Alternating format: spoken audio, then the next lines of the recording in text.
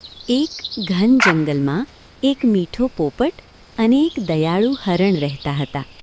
બંને બહુ સારા મિત્ર હતા.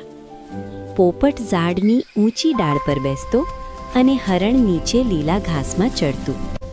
એક દિવસ જંગલમાં એક ચાલાક શિકારી આવ્યો.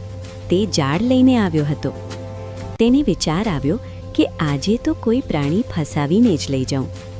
શિકારીએ ઝાડની નીચે ઝાડ પાથરી અને થોડું દાણા નાખી દીધા.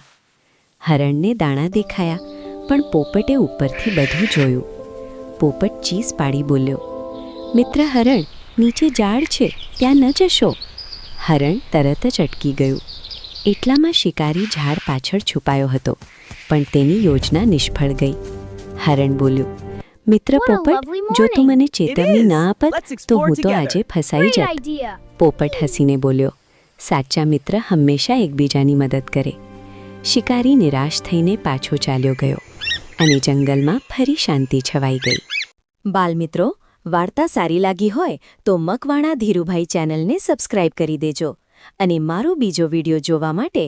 એક હરિયાળું ગામ હતું. ગામની બાજુમાં એક સુંદર તળાવ હતું. એ તળાવમાં એક સફેદ બતક રહેતી હતી. બતક ખૂબ દયાળુ અને ખુશમ મિજાજ હતી. તળાવની બાજુમાં એક નાનું બિલ હતું, જેમાં એક નાનો ઉંદર રહેતો હતો. ઉંદર થોડો ડરપોક હતો, પણ દિલથી સારો હતો. એક દિવસ ભારે વરસાદ પડ્યો. વરસાદના કારણે પાણી બધે ભરાઈ ગયું. ઉંદરનું બિલ પાણીથી ભરાઈ ગયું અને ઉંદર મુશ્કેલીમાં ફસાઈ ગયો. ઉંદર જોરથી બૂમો પાડવા લાગ્યો, બચાવો, બચાવો. બતકે એ અવાજ સાંભળ્યો.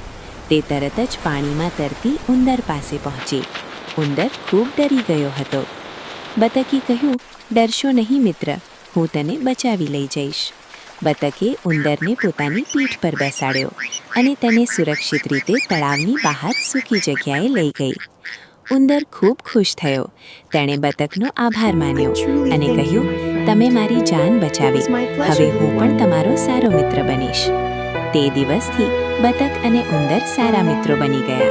તેઓ રોજ સાથે રમતા, વાતો કરતા અને એકબીજાની મદદ કરતા.